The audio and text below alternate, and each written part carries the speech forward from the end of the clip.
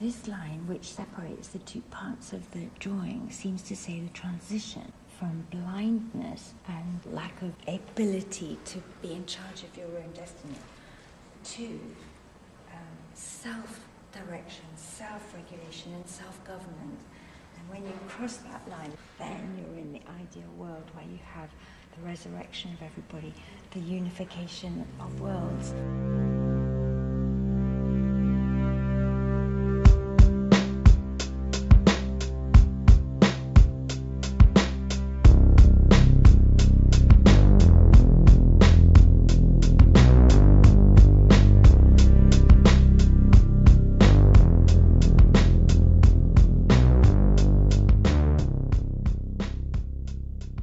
The self-resurrection of man. Oh. That opening clip there was featuring some of the writings of a man named Nikolai Fyodorov, a man who's considered the founder of a philosophical, mystical movement known as Russian Cosmism. Now, I'm actually pretty excited to share this information with everyone because if you're really at all interested in the kinds of things that I've been putting together in all these videos, and especially sort of the common theme that runs through a lot of them in terms of how all this stuff fits into Bible prophecy and looking at it through a biblical and eschatological lens, and the Luciferian agenda and everything like that, then I would think you would find this as fascinating as I do, because this is pretty incredible, because I found it pretty incredible. I came across this whole topic of Russian Cosmism when I was doing research for the video I did on the prophets of sci-fi, and when I was basically looking for, when I was doing research into the early pioneers of exploring the ideas of space travel, and whether through science fiction or through actual scientific research, with guys like Jules Verne and all that. So in the course of that research, I came across a man named Konstantin Tsiolkovsky, and Tsiolkovsky is a Russian who came up with the rocket propulsion equation. And so Tsiolkovsky himself was sort of a pioneer who then influenced preceding generations, such as Goddard, the American rocket scientist Goddard in the 20s and 30s, and a guy in Germany. And so Tsiolkovsky was really trying to figure out how to make rockets and figure out ways to go to other planets, many years before von Braun and the V2 and all that. But Tsiolkovsky was a cosmist. He was basically mentored by Fyodorov for 3 years. And so this whole topic of Russian cosmism and modern cosmism is just amazing, and how it is just a perfect vehicle to look at this whole same thread of how Big Bang cosmology, the whole why question, the question as to why the powers that be, or ultimately why Satan would go to all this effort into faking an entire cosmological system, faking a whole space race and everything else. What's the whole point of it? And this idea that I've been talking about before, in terms of bringing it all back towards the mystical, towards the spiritual, towards the same ancient pagan occult arenas that originally existed in Babylon. And that's the whole idea of bringing it back around full circle. But this is just amazing, because it shows how essentially the entire Russian space program, and even really all the other ones that preceded, actually all trace back to because in a pretty profound way, it really affirms, I think, what I've been concluding already in terms of this relationship between a seemingly materialistic agenda and the deeper spiritual agenda behind it. And through this lens of cosmism, you can you can completely see this relationship, because that's actually where it began. So I actually found this BBC documentary recently called Knocking on Heaven's Door, which just explores the entire topic of Russian cosmism and the history of the main figures behind it, and then goes all the way through the Russian space program and Yuri Gagarin. And I'll leave the link below. It's a fascinating documentary, but I'm just going to show you some of some clips from it that I thought were most intriguing, and then I'll speak a little bit more on the other side of this. All right.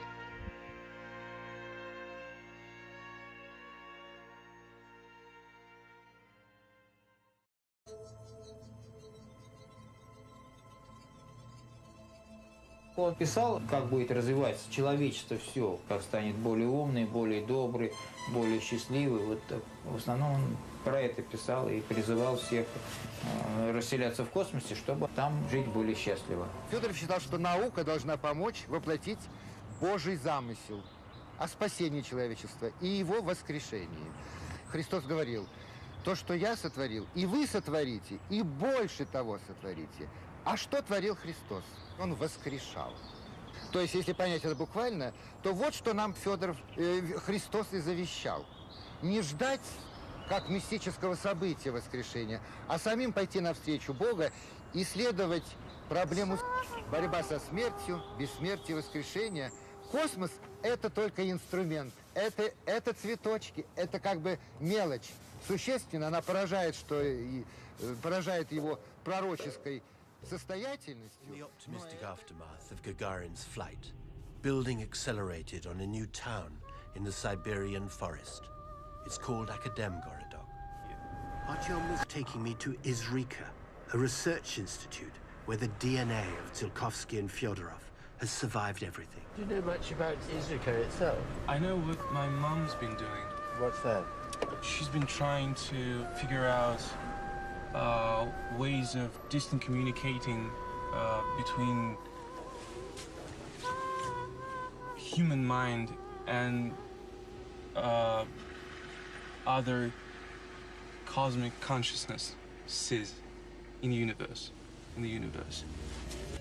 Their theory is that objects give out information about themselves. They've placed one inside what they call the transmission zone. And there is the receiver. Ориентироваться в этом еще. Знаешь ли ты, где ты был, Антон, сегодня? Да. Рассматриваю, как Луну держу, как глобус в руках, я рассматриваю ее, поворачиваю, могу рассмотреть, приблизить, отдалить. Такое вот ощущение. Ты знал, что тебе предстоит? Какая задача сегодня? Нет. Антон, ты сегодня был вот по этому адресу. Вот эта фотография у нас была в зоне трансляции информации. Вы много раз сегодня ее увидите в работе, эту зону. Но в данном случае ты прав. They call the chamber that Anton sat in a Kozyrov mirror, named after an astrophysicist who spent 11 years in the Gulag. Cut off from other scientists, he developed his own unorthodox theories. One was that all cosmic matter is ceaselessly communicating with itself. And what they believe here is that laser beams and anti-magnetic chambers like this help them tune into that information network. One of their heroes is Vladimir Vernadsky, a contemporary of Tsiolkovsky's, who said there was a third dimension of the cosmos, beyond things and living creatures, which he called the noosphere, or sphere of the mind. And that, say this branch of the cosmists, is where to find immortality. The man I needed to see was Alexander's partner, Vlail Kaznechev, the current guru of Cosmism. He's now in his 80s and too frail to come to the laboratory, but he welcomed us into his house and began to explain how Cosmism had evolved. В наших работах, особенно Владимира Ивановича Вернадского, было сказано, в физике физическое время, а в интеллекте, в живом веществе, другое понятие пространства и времени.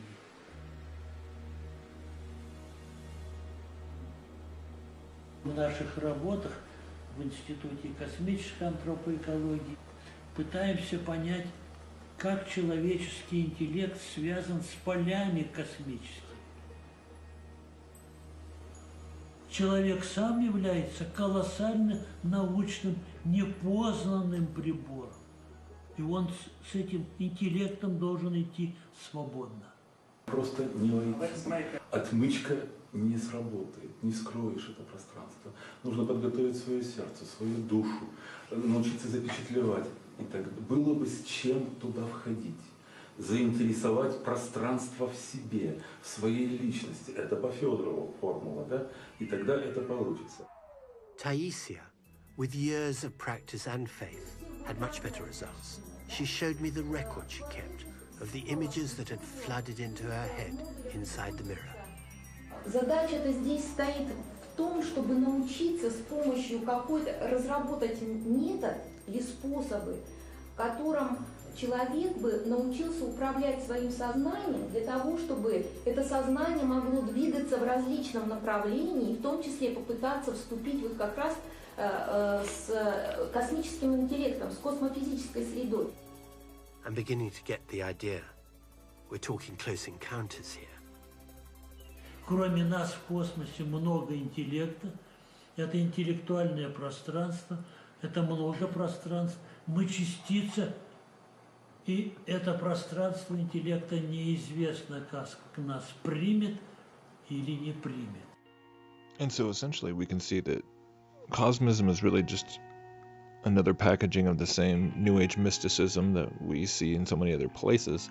And it just perfectly serves to highlight the relationship between the evolutionary dream of space travel and transhumanism. And if you actually go and do any of your own research on modern Cosmism, you, in no time at all, you will see that it is virtually indistinguishable from transhumanism. And this makes perfect sense because really the whole undeniable conclusion reached by those who are super serious about space travel and conquering the universe and colonizing it is the realization that in our present human form, it's impossible.